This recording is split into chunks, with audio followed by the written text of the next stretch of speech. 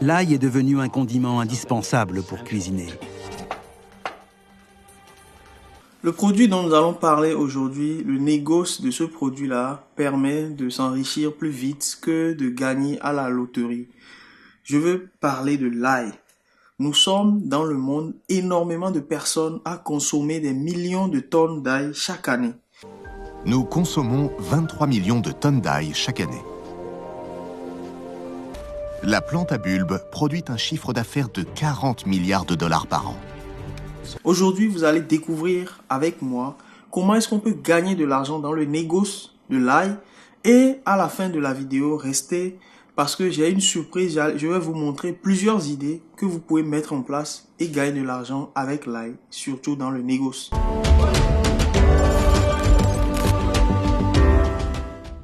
Dans le secteur de l'ail aujourd'hui dans le monde, ce sont les négociants chinois qui s'en mettent plein les poches, qui gagnent banalement 80% du marché. Mais il n'y a pas d'inquiétude, il y a beaucoup à faire. Le plus gros pays producteur, c'est la Chine. Donc la Chine est le premier producteur au monde. Et l'ail a commencé réellement dans des années, début des années 1900.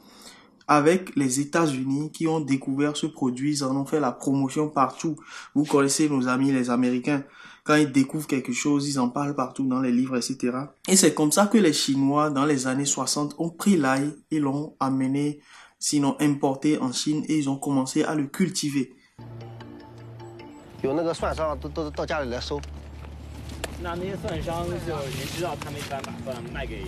Ensuite, les négociants chinois achètent l'ail en grande quantité aux producteurs, cultivateurs, et là même le gouvernement intervient pour exporter l'ail là aux États-Unis. Et l'une des grosses sociétés qui est écrasant, qui est dans le négoce de l'ail depuis des années, ça s'appelle Harmony International Spice Incorporation, et ils ont un bureau en Chine et un bureau en Californie.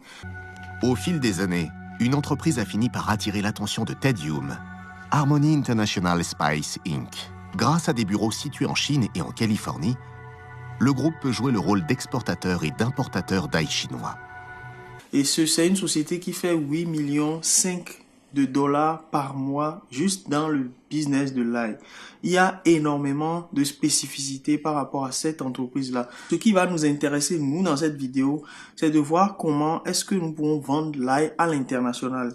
Et pour ça, si tu choisis de faire de l'ail, cela suppose que tu dois apprendre comment est-ce que tu le vends à l'international. Parce qu'en Afrique, on a énormément d'ail aussi. Les gens produisent déjà beaucoup de quantité. Donc, je vais te montrer dans cette partie 2 ou 3 stratégies qui vont te permettre de pouvoir le vendre. Et en copiant naturellement nos amis les Américains, la première chose c'est d'être visible. Christopher Ranch est le plus gros distributeur, grossiste et vendeur d'ail aux États-Unis. En participant à la création du festival d'ail de Gilroy en 1979, Christopher Ranch est devenu le représentant de la filière américaine. Gagner en visibilité, c'est ce que la société Christopher Ranch a compris. Vous voyez, moi j'ai été surpris de voir des gens qui font des festivals pour pouvoir juste simplement être visibles, pour vendre des produits qui sont des épices. Christopher Ranch aurait également utilisé l'association des producteurs d'ail frais pour tirer parti d'une faille du système. La seconde façon de pouvoir vendre à l'international, c'est de contacter des associations. Si vous vendez des bananes et que vous avez envie de vendre des bananes, par exemple, au Cameroun, contactez l'association des producteurs de bananes au Cameroun. Ça vous permettra simplement d'avoir des informations les plus importantes. Et si vous les contactez, ils ne veulent pas vous donner les informations, laissez tomber, revenez dans 2 semaines et appelez, dites-leur que vous avez de l'argent à leur donner, vous voulez les financer et que vous avez de l'argent à leur financer. Ils vont vous donner toutes les informations que vous voulez. Et vous avez d'abord besoin de ces informations-là avant de savoir si vous êtes capable de mettre votre argent à leur disposition. Ça, c'est des tactiques très importantes. Ensuite, la troisième chose, c'est simplement d'aller écrire des livres, des posts, des blogs sur le sujet du domaine. Il y a des gens qui se sont mis à écrire des livres sur l'ail. Qui écrit des livres sur les matières premières en Afrique? Personne. Il y en a. La fois passée, j'ai acheté un livre sur le Gabon, sur le bois au Gabon, le secteur du bois au Gabon, mais c'est très rare.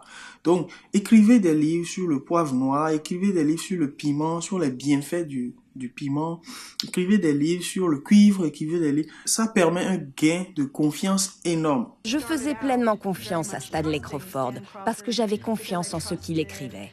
Et quand je dis écrire des livres, sincèrement, les amis, ne vous compliquez pas la vie. Allez chercher toutes les informations qui sont éparpillées partout sur le produit que vous voulez vendre. Classez les bénéfices sur une feuille, classez les bénéfices pour l'organisme humain, classez-les et listez-les, détaillez-les un peu. Et vous avez un livre, d'accord? Ensuite, vous allez donner vos contacts, votre prix, vous allez présenter un peu ce que vous faites. Ne soyez pas surpris que les gens viennent vers vous parce que vous serez beaucoup plus professionnel que les autres personnes. Quelqu'un qui écrit un livre, on le voit comme une autorité, on le voit comme un expert dans son domaine. Donc, on est revenu, voici quelques idées de business que vous pouvez développer à base de l'ail. Comme je le disais tout à l'heure, l'ail, c'est pas seulement un produit ou bien une épice, mais c'est aussi un médicament. Je sais que la plupart des gens qui sont en hypotension ou bien en hypertension, l'ail permet de pouvoir réguler leur tension artérielle et ils vont vivre beaucoup plus longtemps. Donc, c'est un produit naturellement qui est super recherché. Donc la première idée de business que vous pouvez lancer avec l'ail, c'est simplement de l'ail séché. Donc si vous avez un peu d'argent, vous allez prendre l'ail, vous allez étudier, prenez le temps d'étudier vraiment comment on sèche l'ail, comment ça marche. Je ne suis pas un expert en séchage de l'ail, mais prenez des gens qui connaissent un peu, bien allez sur YouTube, formez-vous et vous allez pouvoir faire de l'ail séché. La seconde façon de faire de l'ail, c'est simplement de vendre de la purée d'ail. La purée d'ail, comme décrit ici, vous voyez, il y a une chose sur laquelle notre expert insiste beaucoup, c'est que il faut vraiment que vous jouez sur l'emballage. Beaucoup de gens en Afrique ont ce problème-là, mais malheureusement, les gens achètent ce qu'ils voient d'abord et qui leur plaît avant d'aller chercher à comprendre ce qu'il y a à l'intérieur. Donc, je vous le dis tout le temps, Coca-Cola, les grandes firmes industrielles mettent 500 milliards de dollars dans la publicité chaque année. Ça ne veut pas dire que ce sont des gens qui sont cons et qu'ils pouvaient aller construire des maisons et des châteaux avec cet argent-là. Mais ça marche, la publicité marche. Donc, mettez de l'argent pour pouvoir embellir vos produits. Vous allez les vendre plus à l'international. Donc, si tu veux faire du négoce, par exemple, avec les produits d'ail, tu peux prendre cette liste de produits-là et chercher des fournisseurs qui le vendent.